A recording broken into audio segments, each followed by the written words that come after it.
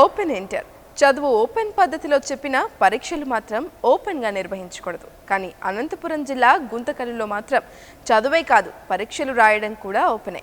అంతా mass copying. జిల్లా వ్యాప్తంగా మొత్తం 24 కేంద్రాల్లో పరీక్షలు జరుగుతున్నాయి.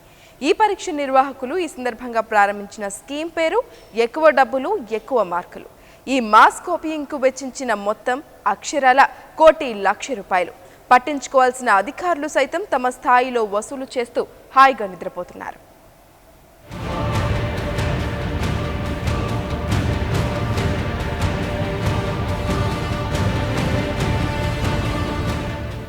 మీరు ఇంటర్ పరీక్షలు పాస్ కావడానికి తీవ్ర ఇబ్బంది పడుతున్నారా?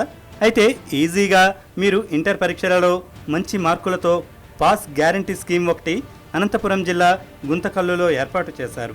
మీరు చేయాల్సిందల్లా ఒక్కటే, వారు అడిగిన మొత్తాన్ని వారికి ఇస్తే చాలు. ఇక ఎటువంటి చీకు చింత లేకుండా ఎంచక పుస్తకం చూసి రాసుకున్నంత రాసుకోవచ్చు. ఇక అంతా ఓపెనే. రాసుకున్న వాళ్లకు రాసుకున్నన్ని మంచి మార్కులు కుప్పలు తెప్పలుగా మీకు వచ్చేస్తాయి. ఈ తతంగమంతా అనంతపురం జిల్లా వ్యాప్తంగా 7 పట్టణాల్లోని 24 పరీక్షా కేంద్రాల్లో జరుగుతుంది. దాదాపు 7,000 మంది విద్యార్థులు ఈ పరీక్షలు వ్రాస్తున్నారు. మొత్తం ప్రైవేటు పాఠశాలల స్టడీ సెంటర్ యజమానులు నిర్వహించే ఈ పరీక్షలలో ప్రత్యేకంగా చూచిరాత కోసం ఓ ప్రత్యేక ఫీజు ప్యాకేజీ కూడా ఏర్పాటు చేశారు నిర్వాహకులు.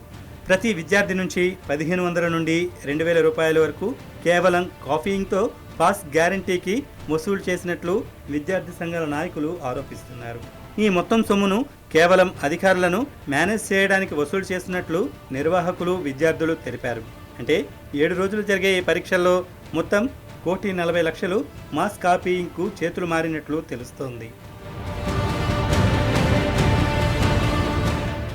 ఇంత పెద్ద మొత్తం ఇంటర్ పరీక్షల్లో మాస్ కాపీయింగ్ కోసం వెచ్చించినట్లు, కోఆర్డినేటర్ పోస్టు కోసం జిల్లా స్థాయిలో పొలిటికల్ పైరవీలు చోటు చేసుకున్నట్లు తెలుస్తుంది.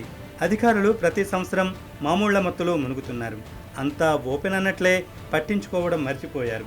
కాపీయింగ్కు ఇష్టం లేని విద్యార్థులను సైతం ముక్కుపిండి కాపీయింగ్ కోసం ప్రత్యేక ఫీజులు వసూలు చేసిన స్టడీ సెంటర్లు